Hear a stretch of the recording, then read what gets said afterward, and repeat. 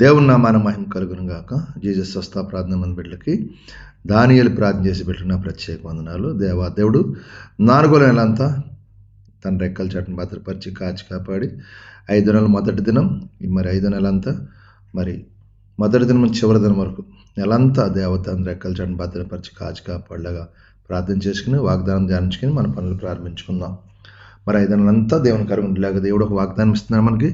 నీ కట్టడమును కట్టుదును, నీలములతో నీ పునాదులను వేయుదును. యెషయా గ్రంథం 54వ అధ్యాయం 11వ వచనం ఆఖరి మాట రాయబడింది. దేవాదేవుడు కట్టములను కడతాడంటే ఎలాగ? నీలములతో పునాదులు.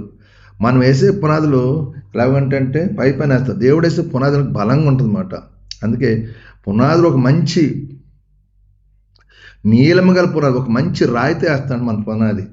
మంచి విలువగా చేయాలనుకుంటున్నాడు దేవాదేవుడు. కాబట్టి 5 నెలల్లో దేవుడు మనల్ని నీ కట్టడం నేను కడతానంటున్నాడు. ఏ కట్టడంలో నేను మనల్ని పడగొట్టాలని చూసి వాళ్ళందరూ పడగొట్టి మన వాళ్ళ మీద కట్టడాలు. నీ కట్టడం నీ కట్టుదును, నీలంతో నీ పునాదులను వేదును. మంచి మార్గం మనం నడిపిస్తాడు, మంచి జీవితాన్ని మనకి ఇస్తాడు, మంచి ఆశ్రయాలు దింపుతాడు. మనం వెళ్ళి ప్రతి చోట దీవెనకరంగా ఆశ్రయం 5 నెలలంతా మనకు ఉండే కృప దేవుడు దయచేయను గాక.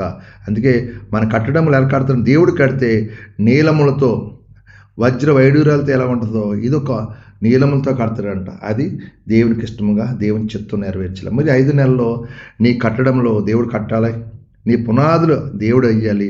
అంటే బలమైన పునాదిగా ఉండాలి. నువ్వు అనేక మందికి అప్పిచ్చిబడిగా చేసిన అప్పు తీసుకుని చేయను అంటున్నాడు దేవుడు. కాబట్టి ఈ నెలంతా సంతోషం, సమాధానం, శాంతి దేవుడు దాచి నీ కుటుంబానికి, నువ్వు చేసిన పనికి దీవెనకరంగా ఆశీర్వాదం దేవుడు మీకు తోడుగుండును గాక. ఆమేన్. వాగ్దానం ప్రార్థించాడు దేవుడు మిమ్మల్ని మా కుటుంబాలను బహుగా దీవించి ఆశ్రయించును గాక. ఆమేన్. ప్రార్థన చేస్తారు. మీరు కూడా నాతో ఏకీభవించిన ప్రార్థన. సర్వాధికారియు మహాగణుడు పరిశుద్ధుడు కృపగల తండ్రికి వందనాలు.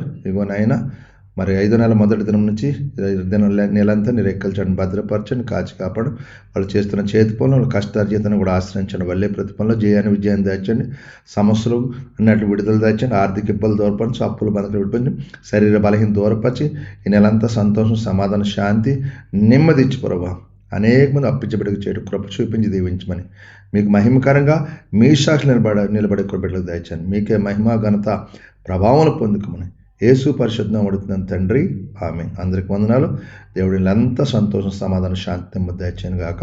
ఆమేన్. ప్రభువు నామంలో ఈ వీడియో వీక్షించిన ప్రతి ఒక్కరికి జీసస్ స్వస్థత ప్రార్థనా మందిరం వారి ప్రత్యేక వందనాలు తెలియజేసుకుంటున్నాము. మరి ఇంకెన్నో సందేశాలు, వీడియోలు, సంఘ కార్యక్రమాలు మీకు అందుబాటులోకి రావడానికి పక్కనే ఉన్న సబ్స్క్రైబ్ బటన్ని ప్రెస్ చేసి బెల్ ఐకాన్ని కూడా ప్రెస్ చేయాల్సిందిగా కోరుకుంటున్నామండి.